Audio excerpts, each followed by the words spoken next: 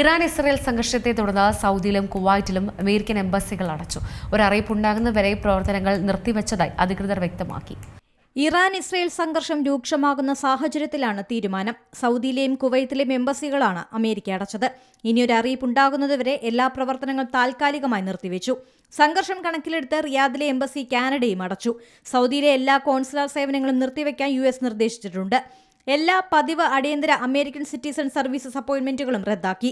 US പൗരന്മാർ സുരക്ഷിത കേന്ദ്രങ്ങൾ തുടരണമെന്നും നിർദ്ദേശിച്ചിട്ടുണ്ട്. ഇനിയൊരു അറിയിപ്പുണ്ടാവുന്നതുവരെ എംബസി സന്ദർശനങ്ങൾ ഒഴിവാക്കാനും നിർദ്ദേശം നൽകി. മേഖലയിലെ ഏതെങ്കിലും സൈനിക സ്ഥാപനങ്ങളിലേക്കുള്ള അത്യാവശ്യമല്ലാത്ത യാത്രകൾ ഒഴിവാക്കണം. റിയാദിലെ US എംബസിക്ക് നേരെ ഇറാൻ നടത്തിയ ഡ്രോൺ ആക്രമണത്തെ തുടർന്നാണ് നയതന്ത്ര കാര്യാലയങ്ങൾ അടയ്ക്കാൻ US തീരുമാനിച്ചത്. സൗദി അറേബ്യയിലെ റിയാദിലുള്ള US എംബസിക്ക് നേരെ ആക്രമണമുണ്ടായി. ഇറാൻ നടത്തിയ ഡ്രോൺ മിസൈൽ ആക്രമണങ്ങളിൽ എംബസി കെട്ടിടത്തിന് തീപിടിച്ചിരുന്നുവെന്ന് സൗദി പ്രതിരോധ മന്ത്രാലയം അറിയിച്ചു. 2 ഡ്രോണുകൾ ആക്രമണം നടത്തി. റിയാദിലെ നയതന്ത്ര മേഖലയിൽ 2 സ്ഫോടനങ്ങൾ ഉണ്ടായതായി റിപ്പോർട്ടുകളുണ്ട്. നയതന്ത്ര മേഖലയിൽ ലക്ഷ്യമിട്ടെത്തിയ 4 ഡ്രോണുകളെ സൗദി വ്യോമ പ്രതിരോധ സേന വെടിവെച്ചു വീഴ്ത്തി. International desk C Malayalam news.